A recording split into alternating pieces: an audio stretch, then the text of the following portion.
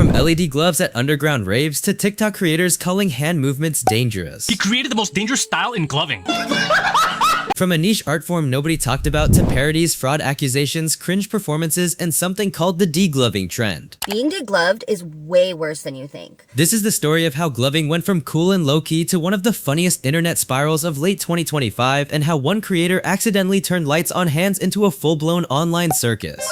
Gloving is one of those internet subcultures that feels underground until it suddenly isn't. It started years ago in rave and EDM culture, where performers used LED gloves to create intricate hand movements that looked hypnotic under flashing lights and questionable life choices. But in late 2025, gloving randomly exploded back into the mainstream, and somehow that resurgence can be traced to one name: Infinite Puppet. His videos didn't just show glove tricks, they treated gloving like a cinematic experience. Dramatic pacing, eerie flow, intense focus, the kind of energy that makes you feel like something serious is about to happen even though it's literally just lights on hand. And once those clips started circulating, gloving wasn't just a rave thing anymore, it became an internet event. It all really kicked off when Infinite Puppet uploaded a video claiming to break down the most dangerous gloving styles, and that's where the internet stopped nodding and started squinting. He created the most dangerous style in gloving. In 2008, two gloving legends by the name of Wong and Teardrop started changing the colors of their lights in their glove from one hand to the other. One side red, one side blue. A year later in 2009, a goat named Skittles would come out and revolutionize that style, adding more technical movements to the modes and created a style called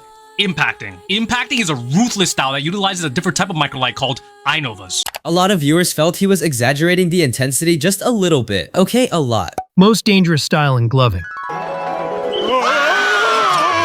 Which, to be fair, every content creator does, but this time people weren't buying it. The comment section immediately turned into jokes, memes, and sarcasm, with people asking things like, dangerous gloving? Bro, it's just lights on hands, and I can handle that. Instead of fear or awe, the video sparked confusion, and confusion online always turns into comedy. Ironically though, the jokes didn't kill the video, they turbocharged it, spreading Infinite Puppet's name everywhere and dragging gloving straight into the algorithm spotlight. After that, the floodgates opened, parodies came pouring in from every direction, creators exaggerated the dramatic pauses, overdid the hand movements, and sarcastically labeled their own basic glove tricks as extremely dangerous. Yep, if you see your child watching this on their phone right now, get them off of it immediately, as kids are starting to shake uncontrollably, turn red, and some are being found with broken bones. TikTok and YouTube filled up with ironic recreations, mock tutorials, and skits that leaned fully into the absurdity. And somehow, even though people were clearly clowning on it, gloving only got bigger. Because that's how the internet works. Once enough people are joking about something, it stops being a joke and starts being a trend. As the parodies flew in, Infinite Puppet didn't laugh it off, he doubled down. He started calling a lot of these creators gloving frauds. Gloving frauds. Accusing them of hopping on the trend without actually understanding the fundamentals. To prove it, he challenged them to take what he called the legit gloving basic test. By creating a test called the LGBT.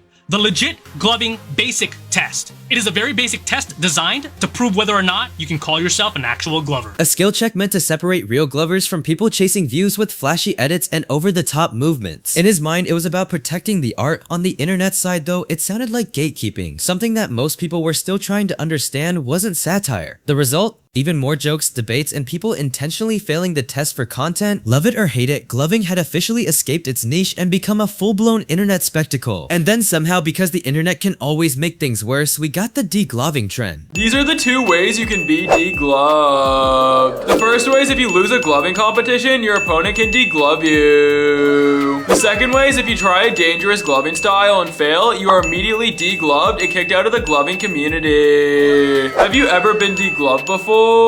If you didn't know better, you'd think TikTok had officially crossed into horror territory. The name alone sounded brutal, like something you absolutely do not want to Google. People were genuinely confused, asking this is how brutal degloving actually is, before realizing they'd been baited. In reality, it was just creators flipping the word gloving into degloving for shock value, using fake out edits, dramatic captions, and horror style thumbnails before cutting to normal content or parody. Less nightmare fuel, more classic internet wordplay. Still, the fact that it worked says everything. Being degloved is way worse than you think. It's not just being banned from gloving, it is actually a complete digital guillotine and full erasure of any evidence of your gloving career.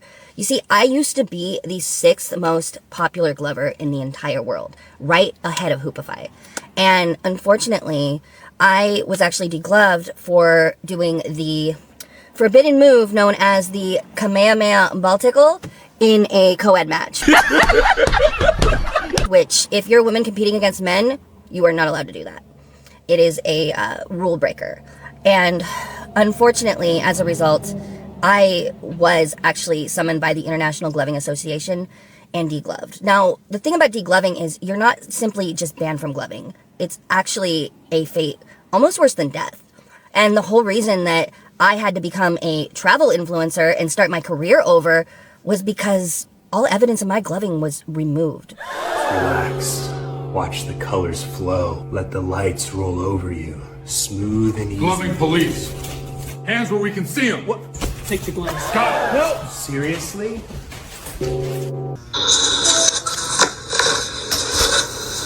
Alyssa, the worst thing ever just happened. What?